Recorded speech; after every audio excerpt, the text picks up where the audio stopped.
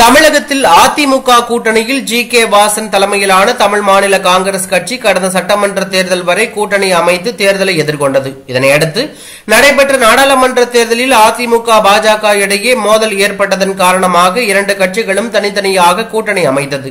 இந்த நிலையில் அதிமுக கூட்டணியில் இடம்பெற்றிருந்த ஜி.கே. வாசன் எந்த கூட்டணியோடு செல்வது என்று ஒரு குழப்பமான நிலையில் இருந்தார். இதனையடுத்து அதிமுக பாஜக ஆகிய இரண்டு கட்சிகளையும் மீண்டும் இணைத்து தேர்தலை எதிர்கொள்ளும் வகையில் பல கட்ட பேச்சுவார்த்தையை மேற்கொண்டார்கள். ஆனால் அதிமுக தரப்பு ஜி.கே. வாசனின் பேச்சுவார்த்தைக்கு எந்தவித ஒப்புதலும் கொடுக்கவில்லை. இதன் காரணமாக அதிமுக கூட்டணியிலிருந்து வெளியேறி பாஜக கூட்டணியில் ஜி.கே. வாசன் தமிழ் மாநில காங்கிரஸ் கட்சி இடம்பெற்றிருந்தது. நாடாளுமன்ற தேர்தலில் அந்த கட்சிக்கும் 3 தொகுதிகள் ஒதுக்கீடு செய்யப்பட்டிருந்தது.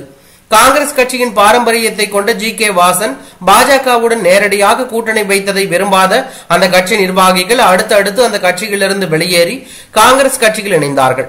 ஒரு சில அதிமுக மற்றும் திமுகவிலும் இருந்தார்கள். இந்நிலையில் ஜி.கே. வாசனுக்கு ஷாக் கொடுக்கும் வகையில் தமிழ் மாநில காங்கிரஸ் கட்சியை சேர்ந்த மாவட்ட செயலாளர் ஒருவர் எடப்பாடி பழனிசாமி முன்னிலையில் அதிமுகவில் இணைந்துள்ள சம்பவம் பரபரப்பை ஏற்படுத்தி உள்ளது. தமிழ் மாநில காங்கிரஸ் தென் சென்னை தெற்கு மாவட்ட செயலாளரான இவர் தமிழ் மாநில காங்கிரஸ் மயிலாப்பூர் பகுதி தலைவர் கோபிநாதன் அதிமுக பொதுச் செயலாளர் எடப்பாடி பழனிசாமி தலைமையில் அதிமுகவில் தங்களை இணைத்துக் கொண்டது பரபரப்பை ஏற்படுத்தி உள்ளது.